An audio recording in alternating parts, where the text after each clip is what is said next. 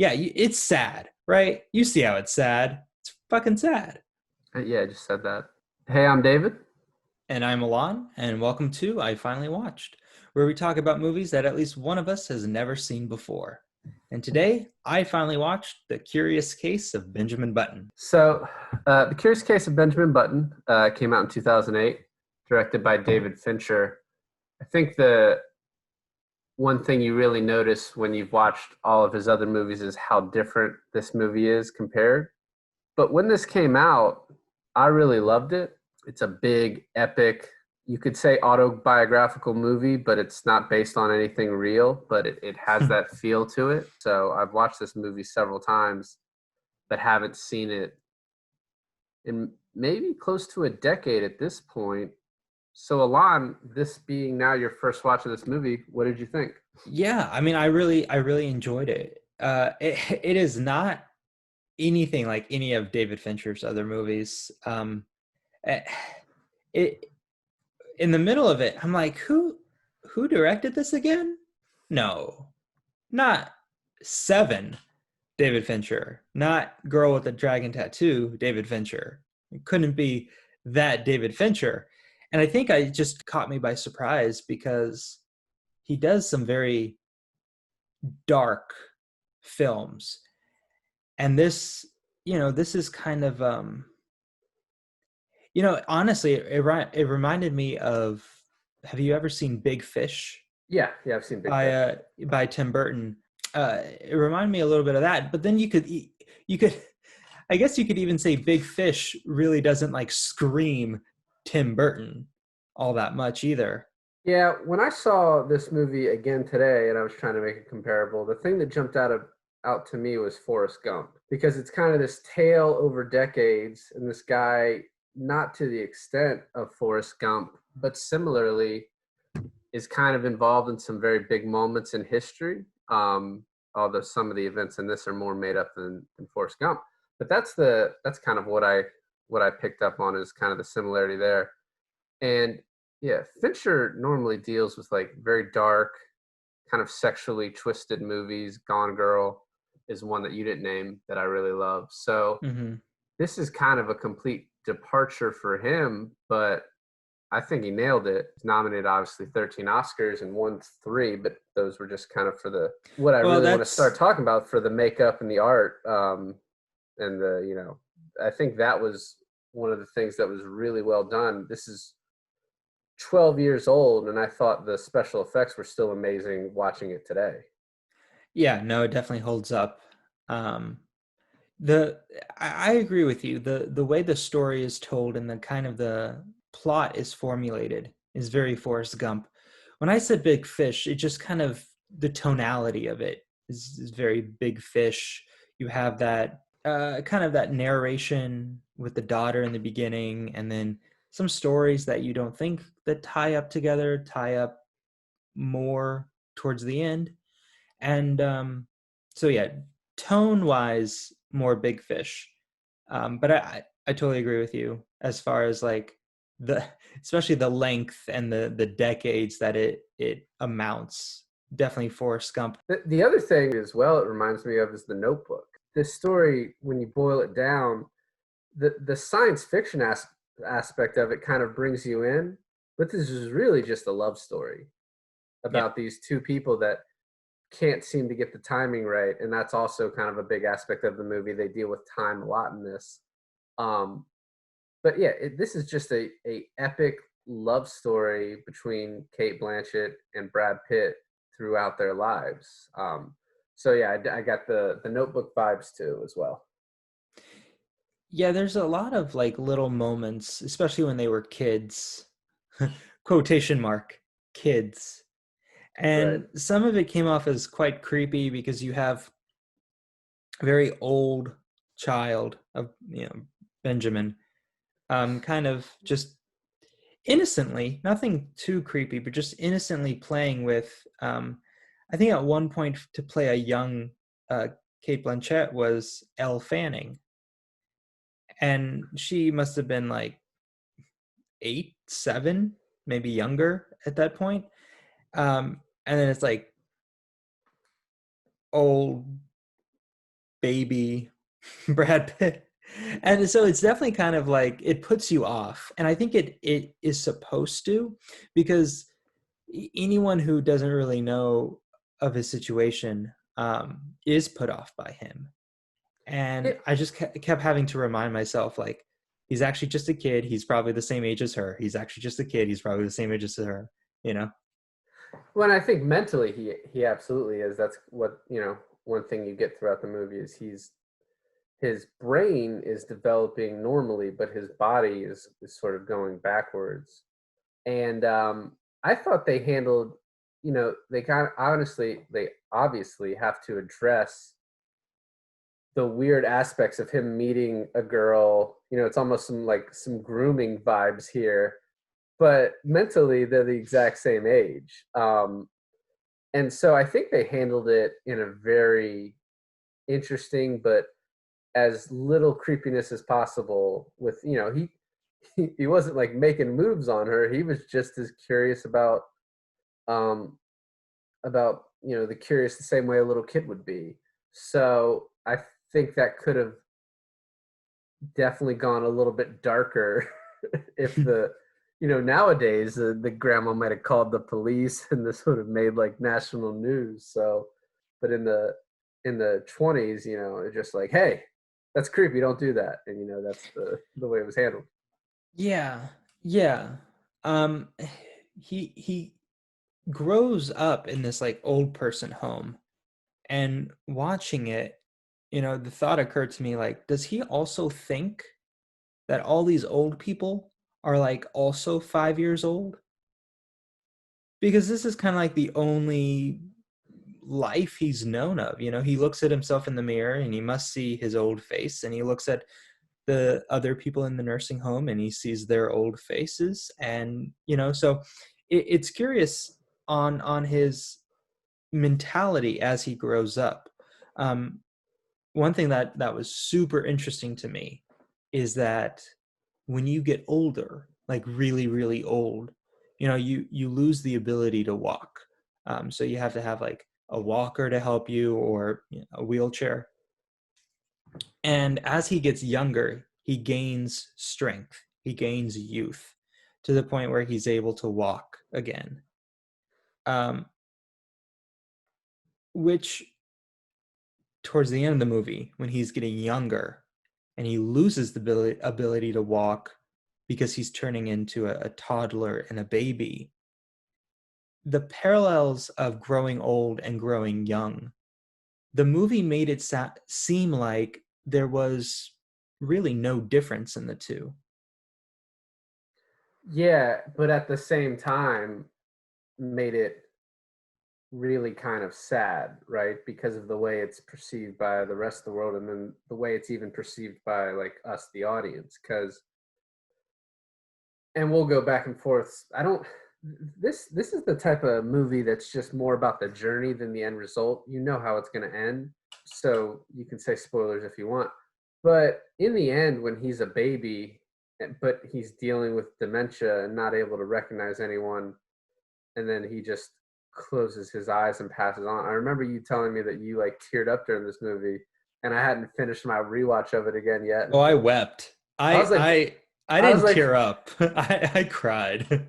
and I was like, what are you talking about? I was like, I don't remember this being really that sad, and maybe it's because I'm a dad now, or I don't know. But when she said that that baby closed his like recognized her and then closed his eyes, I effing lost it for like a good 5 minutes. I was like, oh man, that's so sad. uh yeah. And so yeah, it's it's normal in that like being young, like being a baby and when you're close to death are similar, but it's also like it also feels like he lost so many years because he was different. You know what I mean?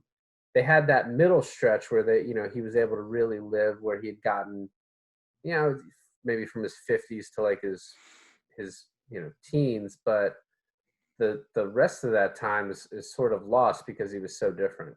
Yeah, maybe some people imagine themselves, oh, I wish like what I knew now when I was younger.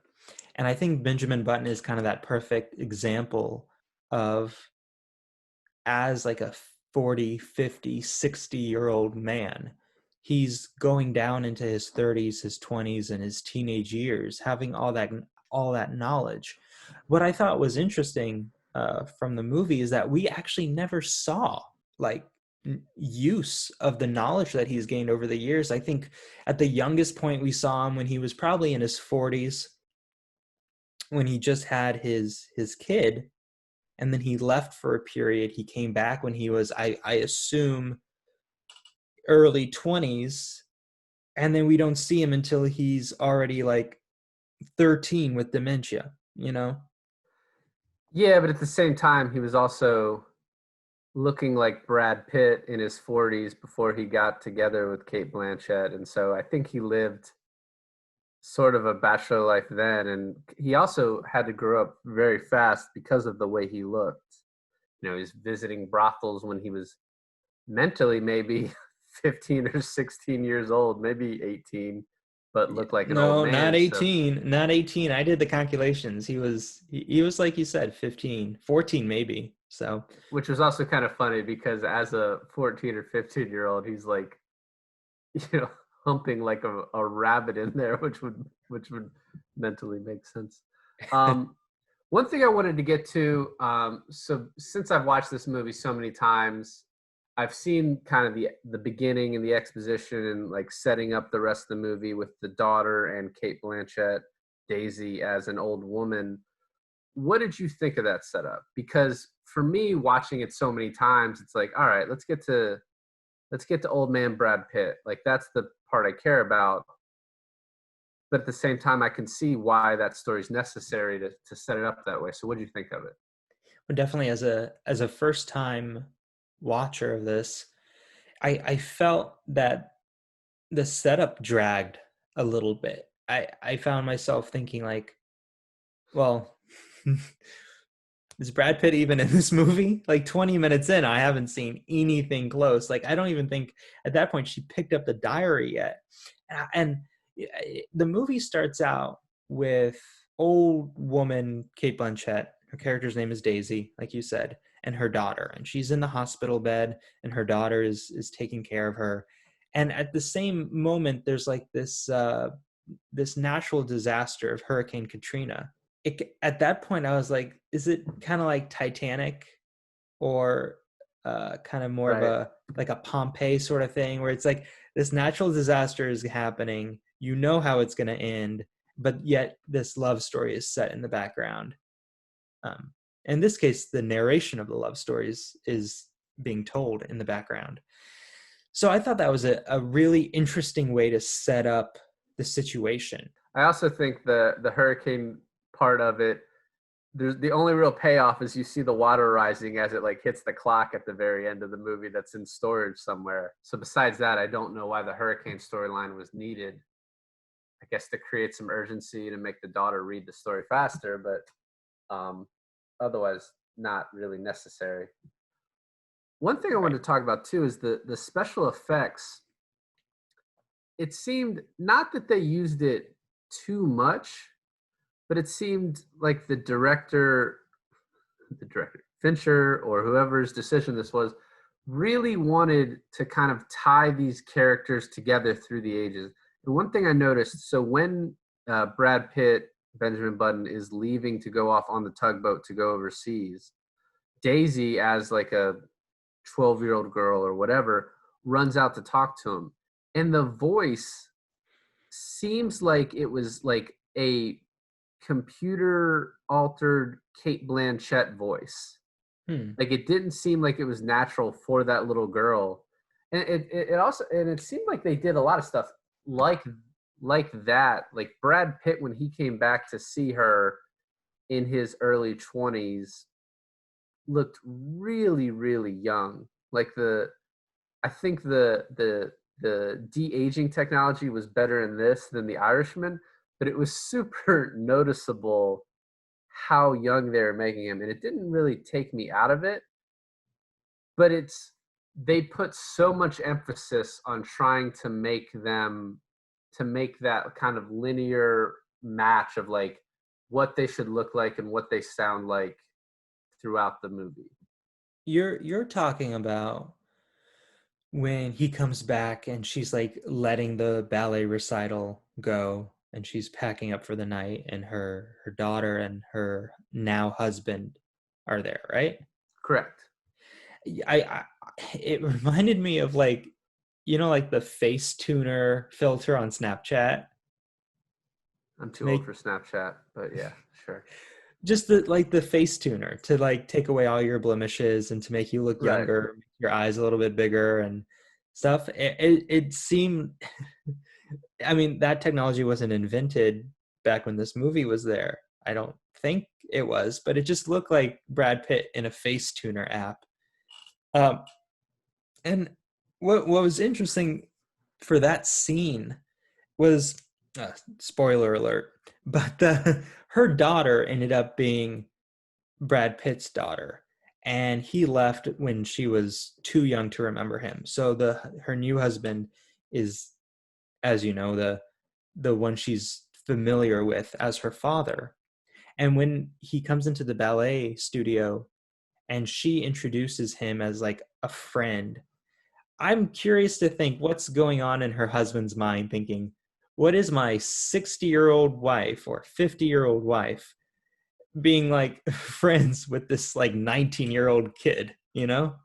He seemed very understanding about it.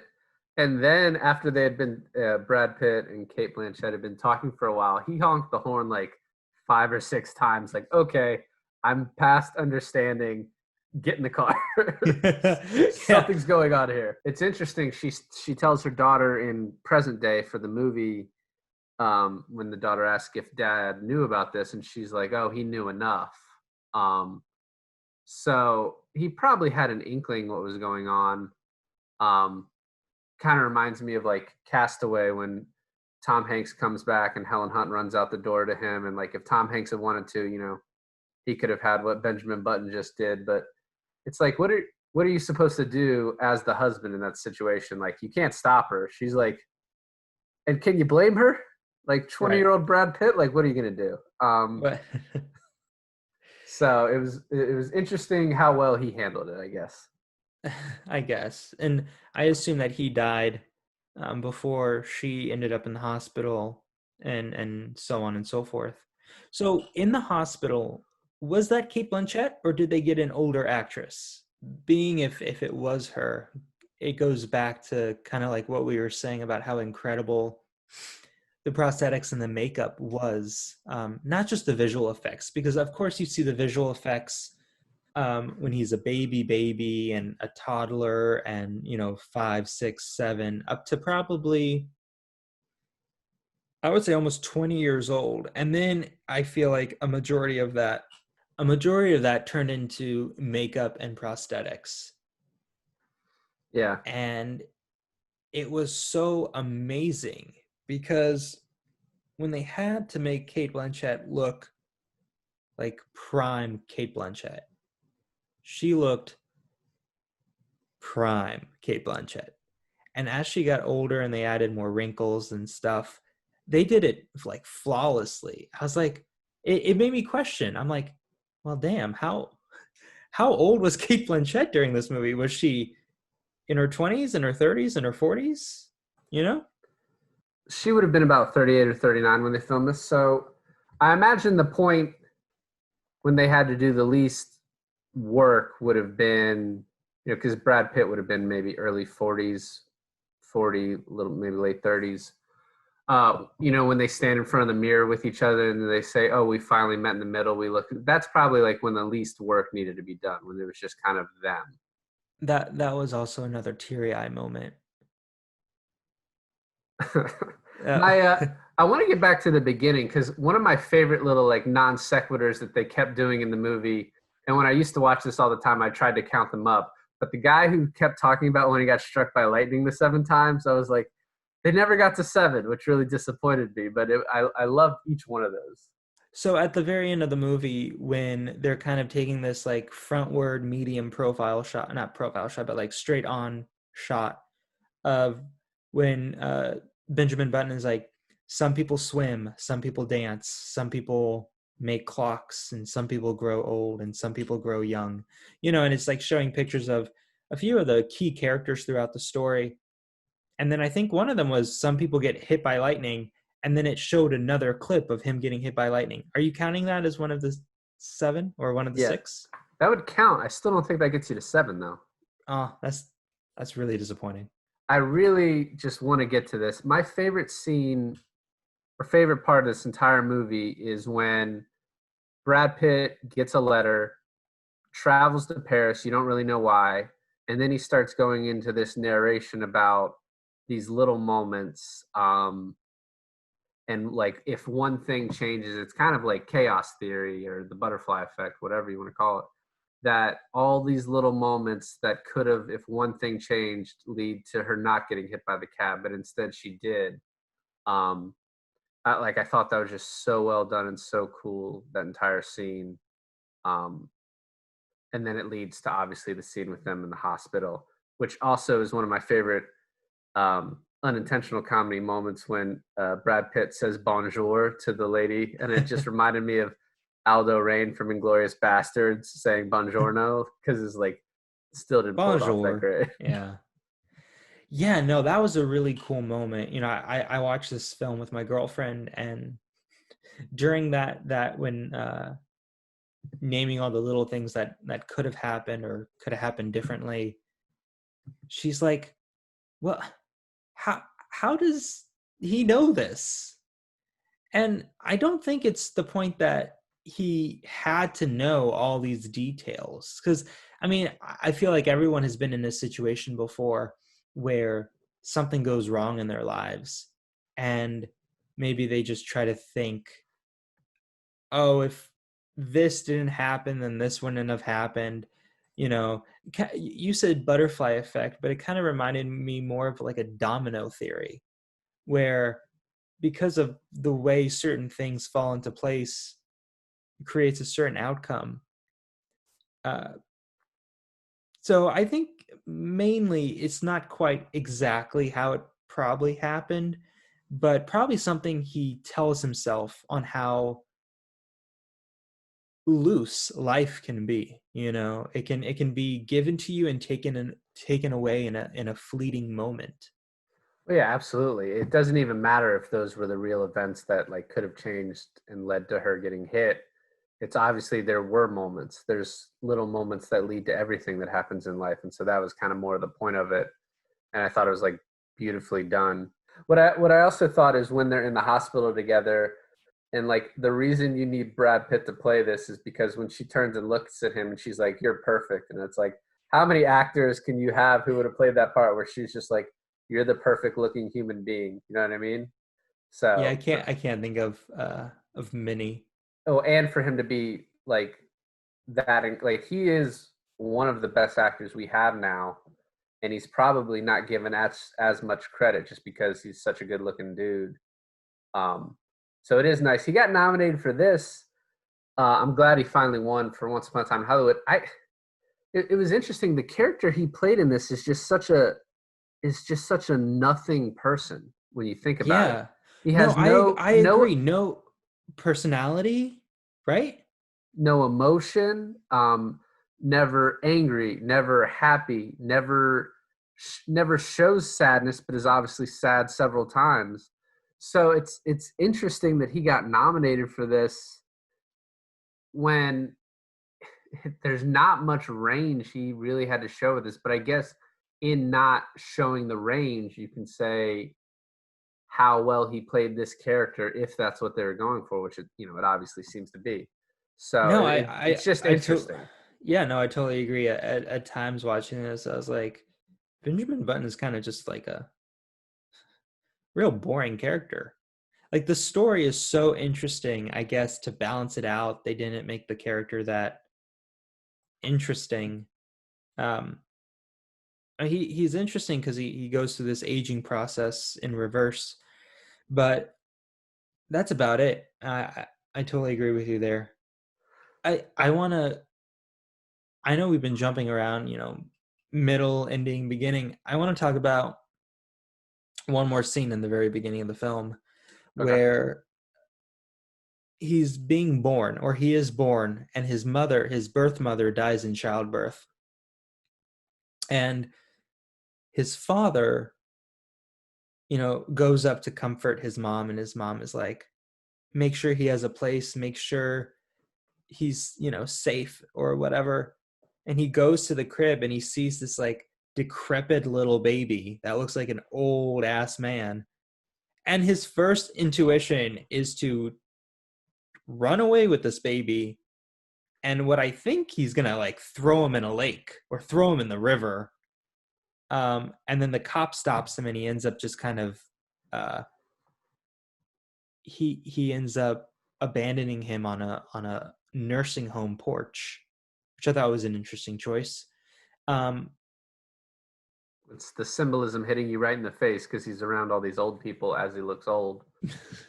no, but I just thought, like, damn, he just promised his dead wife that he's gonna take care of this baby, and then his first intuition to seeing how ugly his baby is to throw it in the river. I Like mean, yeah, that's he's cold. he's definitely a flawed person, and I do like that they sort of give him not redemption because what he did was awful, but he regrets it and he shows remorse and he wants to have you know Benjamin in his life. You could obviously say it's sort of selfish because he doesn't have anyone, but also he seems to have lived a sad life where he hasn't added anyone else into it, probably because his wife died, the love of his life, as he later describes, and he did something horrible, horrible, which is also like, they show Benjamin Button as a baby. I mean, yeah, he looked old, but like, I don't know, he didn't look that bad. like, not bad enough to throw. It's this isn't Rosemary's Baby. Like, it's not bad enough to like throw into a canal. So, Okay, yeah, but you're okay, David. Your baby turned out really cute. All right. But imagine if he looked like a 90-year-old man. All right, I think you'd be singing a different tune. yeah, but at this point, I would assume if he looked like a 90-year-old man, he's going to look like Brad Pitt, and then like I can make some money off of him when he gets older. So it's Right. like I now have a playbook on how to react to this. In another parallel to Forrest Gump, Forrest Gump goes off to war, and in this movie, Brad Pitt kind of finds himself in a war, in a kind of in a roundabout way on a tugboat, and not really in the midst of the action. But I thought that whole arc in the middle, where he's a crewmate on a tugboat, gets recruited into the war, and he's meeting all these interesting people at sea. I really liked that, and I thought the character building for all the side characters, even the um, oh man, what's her name? The woman he had an affair with. Tilda Swinton. Oh yes, Tilda Swinton. That's right. Yeah, it was just like the character build on such a minor character was so good. The captain of the tugboat, so good. Yeah, All that was who's very, very enjoyable. which the captain of the tugboat. I remember after seeing this and then seeing him in a few other things, like I really became like a huge fan of his work, and then he became Dr. Moriarty in the Robert Downey Jr. Sherlock, like the second one. And he's so terrific. This movie has just so many like huge actors. This is Mahershala Ali's like kind of first big movie role, and he was obviously great in it.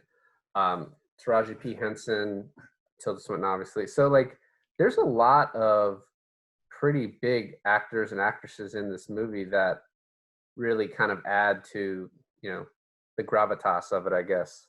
I think the reason this movie sticks with me the most, the thing that I love about it the most, is the cinematography. There are a couple like shots in this movie, one in particular, but there's a few that are like some of my favorite ever. The shots of Benjamin Button on the dock looking out at the water with his father and then with Cate Blanchett, sort of the similarity to those are both great. But like one of my favorite shots ever in a movie is Benjamin Button and Daisy on the sailboat as the like space launch is happening in the background is like seriously one of my favorite shots ever in a movie. Like it when I saw it the first time I thought it was amazing, and every time since I'm like it always sticks with me. It's like I love it. It's a great shot. As soon as you were talking about the cinematography, my first thought was just all of the sailboat scenes. I mean, including the launch, the space shuttle launch too, but just all of them. That kind of like that silhouette with the sun, and then when they're having sex was also beautifully shot. When they're underwater was really beautifully shot. Like that entire 15 minutes of them on the sailboat was just You're so incredible. you were really bad at judging movie time because there's absolutely no way there are 15 minutes of shots of them on the sailboat. Okay, it's a 2 hour and 45-minute movie. There could very well be 15 minutes of them on the sailboat. I'm just saying I agree with you. It's one of those moments where I wish I wasn't seeing it on a television. I wish I was seeing it on the big screen because that's how you saw it your first time, right? Right. And I'm sure it's uncomparable to seeing it on the small screen. Yeah. Yeah. No, absolutely. I mean, you could obviously just get closer to your screen, so that might make it. Wow, no one's ever thought of that. Thank you, David. One thing that I really like found interesting as I was watching it this time and kind of studying a little bit is it is 2 hours and a few minutes into the movie when they finally get together.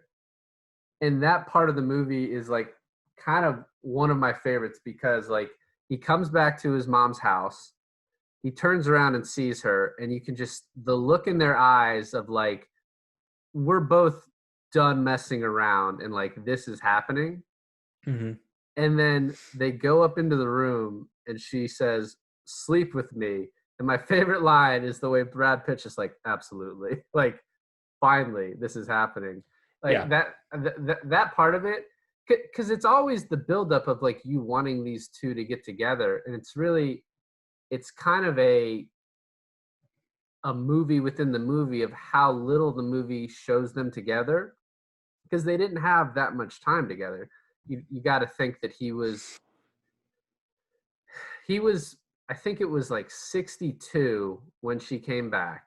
And so that would put him, if you give him about 90 years, that would put him at maybe 45 and her around the same age. And so once he heads out when he's in his 20, they have like maybe 15 to 25 years together, but it's really not a lot with how long they knew each other. I also think that he could have stayed longer. I mean, I know the argument is he didn't want to stick around so that his daughter, had memories of who he was. But when he left, he looked like a young dad, and I thought that he probably could have had a couple more years before he had to, skedaddle out of there. But it was just like it was really sad when he left, and he left like this family behind. But he sold everything. He sold his dad's company, he sold his motorbike, he sold his boat. He gave them all the money to kind of put them through life, and I guess he just went traveling, right? Yeah, it's like this really selfless act of selling everything, but then he just lives up his 20s like maybe this is like universally connected to like 7 years in Tibet, like young Brad Pitt just like over in Asia. I thought the way he left was super abrupt too, and like the stare he had with Daisy was sort of heart-wrenching where just with the look like he was I'm just tying this together now in my head, but they shared a look to let them know like, yep, we're together now, like this is gonna happen. And then the look he gives her like, all right, well now it's over. And I guess I get the way he handled it, maybe leaving in the middle of the night seems pretty rough to me. But he also didn't want his daughter to get to the point where she could like recognize him. You know what I mean? He wanted to leave before then so that she Right. could grow up with just a dad of her own who she thought was her dad. It is a little weird that your father dies and then your mother is on her deathbed, and like that's when you find out that the dude you knew as your father this entire time wasn't your father. Yeah, that's messed up. Daisy could have handled that slightly better. Yeah, but you know, she was getting quite old. Um, so who knows where her mental state was at that time. What's even sadder than him leaving, like as we've already alluded to and talked about, when she finds him as a 10-year-old, the New Orleans social services like calls her and says, "Oh, we got your name from information in this diary in his bag."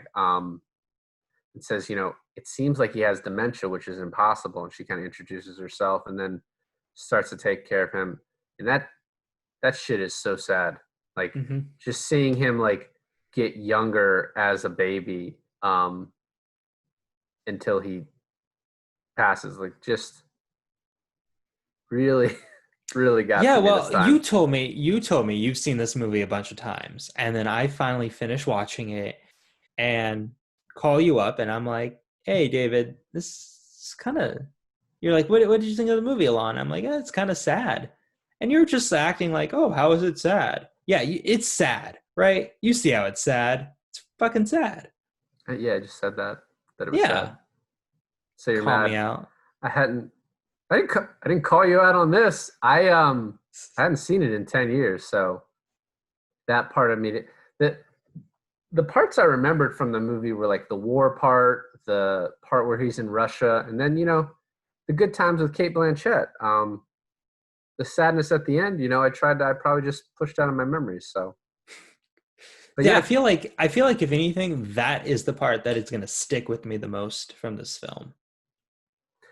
I think now, yeah, the baby recognizing her and closing her eyes and dying, yeah, it's Yeah, probably gonna stick with me too. But that doesn't change like how much I love the rest of it. So now that you've seen it overall, Lon, what did you think of The Curious Case of Benjamin Button, and will you watch it again?